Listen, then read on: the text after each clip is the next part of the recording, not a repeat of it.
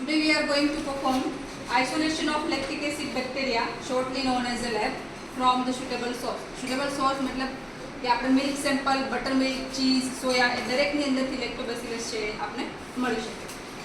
ઇન્ટ્રોડક્શનમાં lactobacillus bacteria કેવા હોય એ તમારે લખવાનું કે they are non capsulating bacteria, non sporulating bacteria, gram positive, contains the metachromatic granules into their bacterial cell. એ આવશે એનું ઇન્ટ્રોડક્શન. ઓકે, એની ફેમિલી એ બધું. ક્લાસિફિકેશનમાં પણ સેમ એ જ આવશે કે બેસિલાઈ, લેક્ટોબેસિલસ, ફેમિલી એની આવશે લેક્ટોબેસિલેસી, એ ફેમિલીમાં લખવાનું. રિક્વાયરમેન્ટમાં આપણે જે અગાર યુઝ કરીએ છીએ, જે આપણે પ્રેક્ટિકલમાં લીધો છે, that is MRS agar media, and also we can take the MRS growth, that is the liquid form.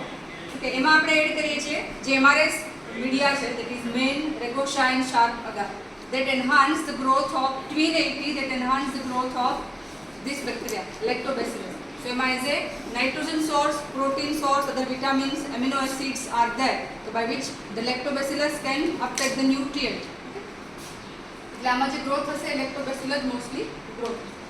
પ્રોસિજરમાં જે તમને આપેલી છે MRS અગારની plate, so stick this sample milk, butter milk, એ સેમ્પલ છે that directly sticking of this MRS plate, then incubate it for 37 degrees centigrade at 24 hours or 48 hours. જો colony grow ન થાય within 24 hours તો 48 hours સુધી incubation આપવાનું.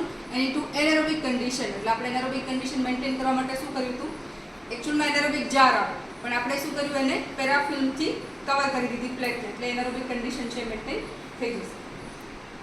દેન test two perform after જે incubation પછી જે કોલોની કેરેક્ટરિસ્ટિક્સ જોવાની કે ભાઈ એ કોલોની કેરેક્ટરિસ્ટિક્સ છે that is the small to medium હોય, દેન વ્હાઇટ ઓર ક્રીમી કલર હોય, રાઉન્ડ શેપ્ડ હોય, ઓપેક હોય, એવી તમને જે કોલોની દેખાય જે એના કેરેક્ટર્સને મળતી આવે એવી એ જ કોલોનીનું તમારે સ્ટેનિંગ પરફોર્મ કરવાના છે. ગ્રામ સ્ટેનિંગ એ પરફોર્મ કરો એટલે તમને ગ્રામ પોઝિટિવ એ દેખાય, મેટાક્રોમેટિક ગ્રેન્યુલ સ્ટેનિંગ એટલે તમને એમાં ગ્રેન્યુલ્સ દેખાય, સ્પોર સ્ટેનિંગ નોન સ્પોરુલેટિંગ છે એટલે સ્પોર ન આવવા જોઈએ, કેપ્સ્યુલ સ્ટેનિંગ નોન કેપ્સ્યુલેટિંગ છે એટલે કેપ્સ્યુલ પણ દેખાવી ન જોઈએ. સો આ test and also to perform catalase test. MRS અગારની પ્લેટ ઉપર એક સિલેક્ટેડ કોલોની લઈ એના ઉપર H2O2 એડ કરવાનું અને બબલ ફોર્મેશન થવું ન જોઈએ. જો બબલ ફોર્મેશન થાય તો કેટલેસ પોઝિટિવ, બટ નો થાય તો catalase negative. So આ જે ઓર્ગેનિઝમ છે that is catalase negative. And also we can perform by the COVAX reagent.